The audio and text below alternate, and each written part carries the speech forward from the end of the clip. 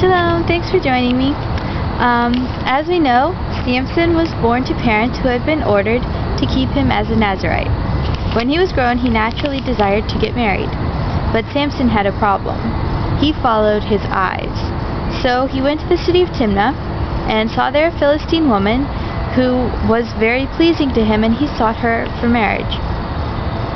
His parents were distraught over his choice of a non-Jewish woman, knowing full well that it's forbidden for a Jew to marry a non-Jew. They pleaded with him to find a Jewish wife instead, but he stubbornly refused. On his way to visit the girl, once he was attacked by a young lion, which he killed with his bare hands.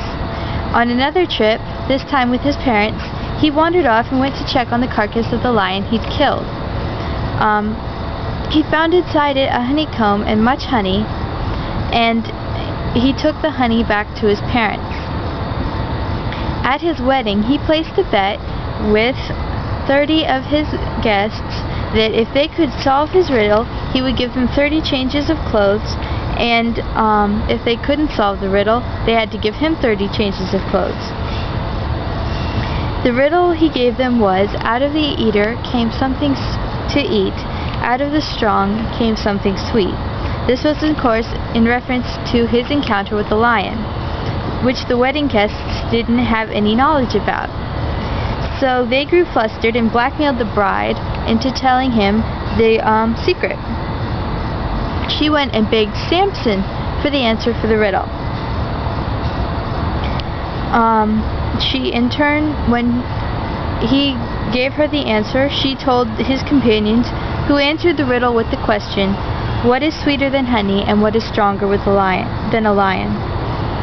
Samson, in a rage, said, "If you had not plowed with my heifer, you would not have solved my riddle." Then he went and killed 30 Philistines for their clothes, which he gave to the wedding guests. Then he went back to his father's house. Several months later, during the time of the wheat harvest, once he had calmed down, he went back to claim his bride, only to be told by her father that instead of him, she had been married off to his best man.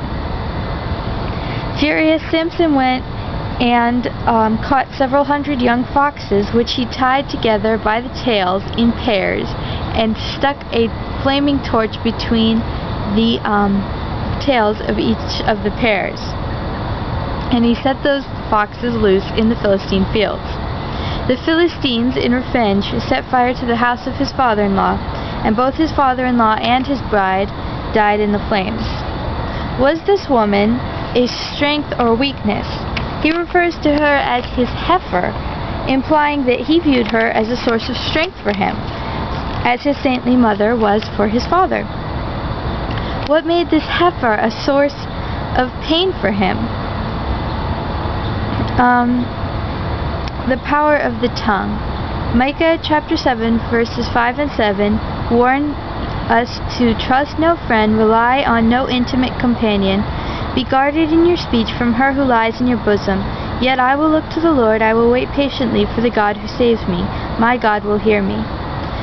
Samson first failed to seek divine guidance, although this marriage is seen as being from the Lord with the intention that this injury could be brought on the Philistines.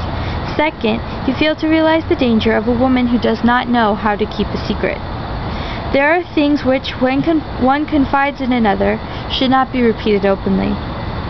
A good wife can, as we saw last week, love, respect, and defend the honor of her husband, even if he is less pious than herself or less wise than she is. A good wife would not speak publicly of her husband's weaknesses, but would magnify his strengths. A good wife would defend the honor of her husband and protect him. Samson's wife failed to honor her husband and revealed his secrets. This led to her untimely demise. May we be women who fear the Lord and honor our husbands. More on this next week. And I wanted to show you the park that I am filming from has some pretty flowers, and it's almost fall, and so the flowers are going to die pretty soon. I wanted to show you them.